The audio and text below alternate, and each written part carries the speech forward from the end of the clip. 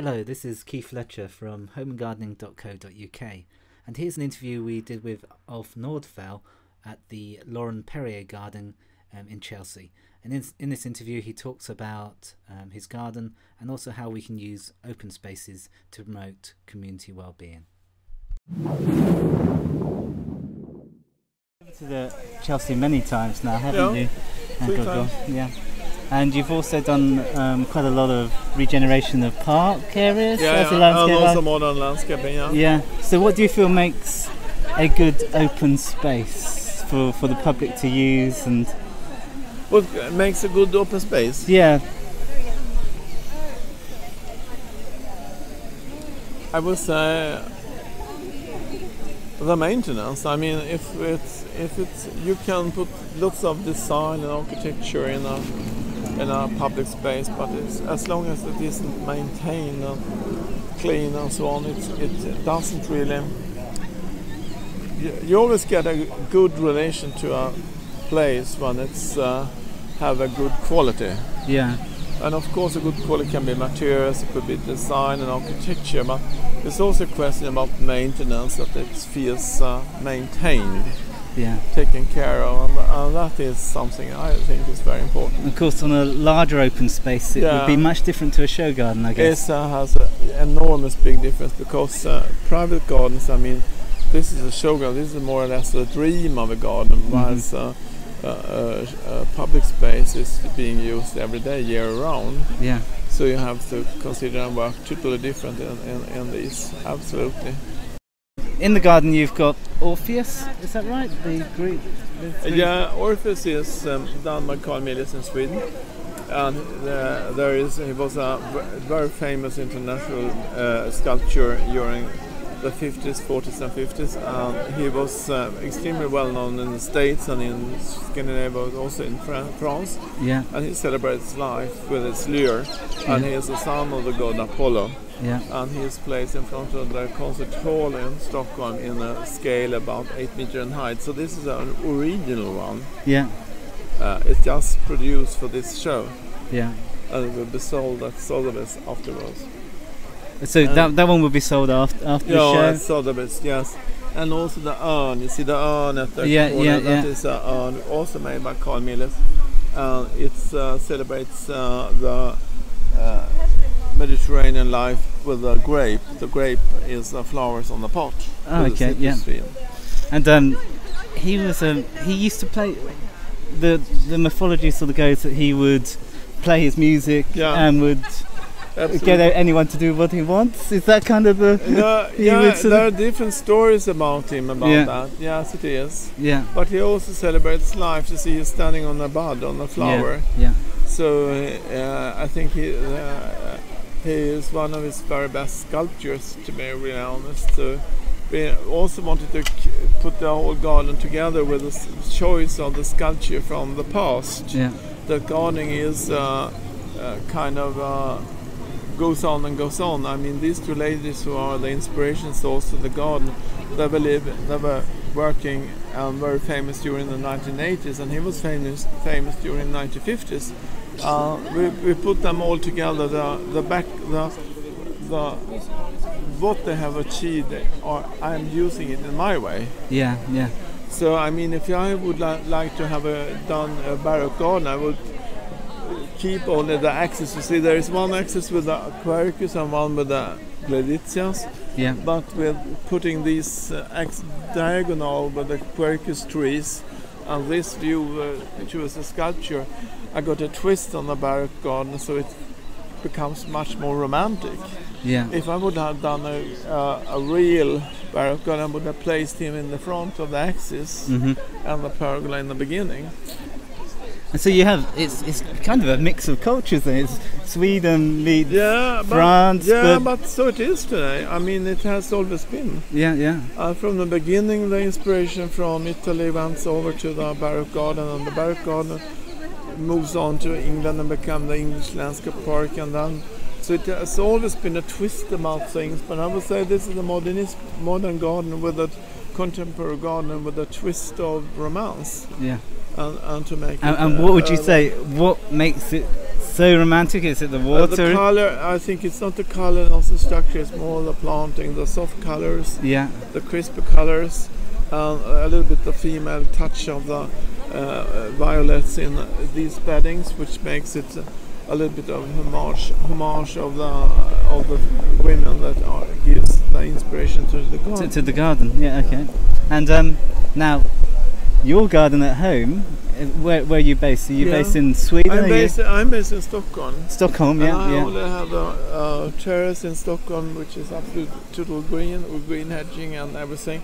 But I also have a private garden up in the northern Sweden, which is a little bit like this. Okay, so a little bit. So it's a little bit of, it makes you feel a bit more relaxed, and because I went to Goteborg a couple of years ago now. Yeah. Is it when you say north of Sweden? Is it? I done the main entrance to the Botanical Garden. Oh, you did that. I thought it was fantastic. And how you go up? Yeah. Up there's a stream, but you did the entrance. I did the main entrance with paving with the rounded stones. Yeah, I remember it well. All these things, and I also restored the whole Goteborg Garden Society. Uh-huh. Which is placed in the center of town with a rose park, and you must have been in the Garden Society in the center of Gothenburg if you was in Gothenburg. Yeah.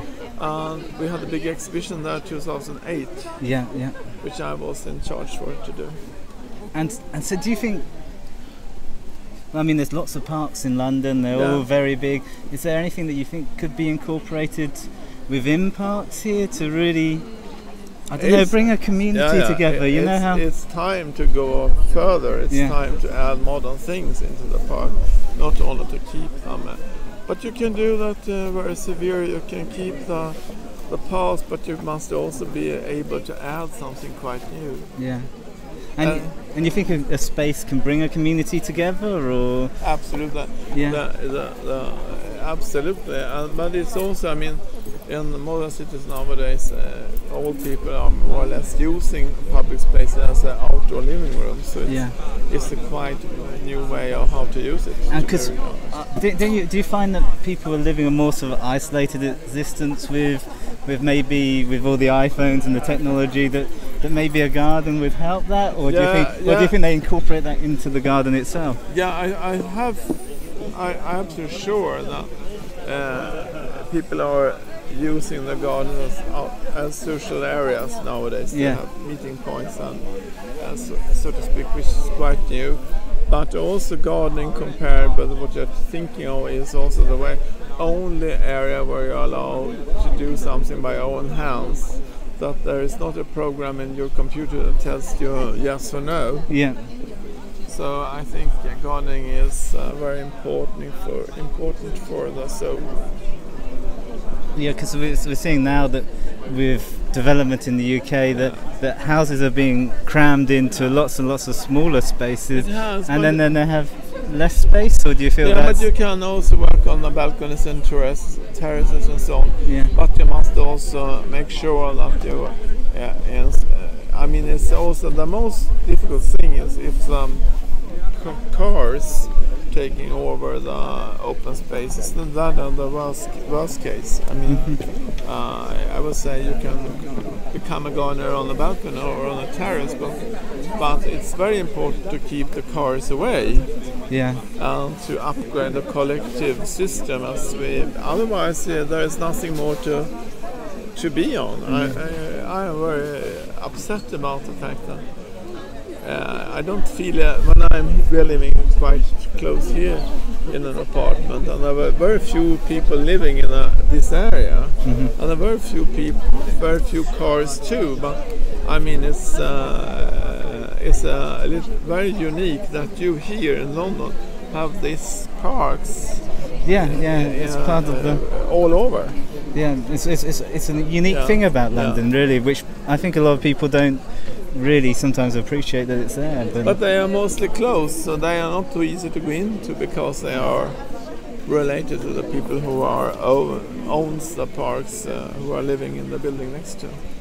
And you think you can create a garden at a lower cost? Because I mean, here it's very glamorous, isn't it? I mean, this has nothing to do with public space. This is the dream of private garden. Absolutely. Yeah. No. It's public spaces. I mean, we are doing a lot in Sweden nowadays because the cities are growing and so on. So the budget are very small. So yeah. But it's also nice to do something like this, which is very exclusive. So yeah. Because it's also a way of showing that you can combine architecture and design with horticulture and sustainability. Yeah. Sustainability is a complex question, but you must work, know more about it to do it. It's really difficult. And I mean, London with the Olympic Park, which I really adore, is fabulous, really fabulous. Yes. So that concludes our interview with Ulf Nordfjell. It was a very good interview. After this stage, he had to actually rush off and do something else at Chelsea. But it does give you a good insight into what makes a social space special, and it also gives us a little insight into his garden at Chelsea. Anyway, I hope you enjoyed the interview, and check out www.homeandgardening.co.uk for more articles and more information about the Chelsea Flower Show and other home and garden topics. Bye bye.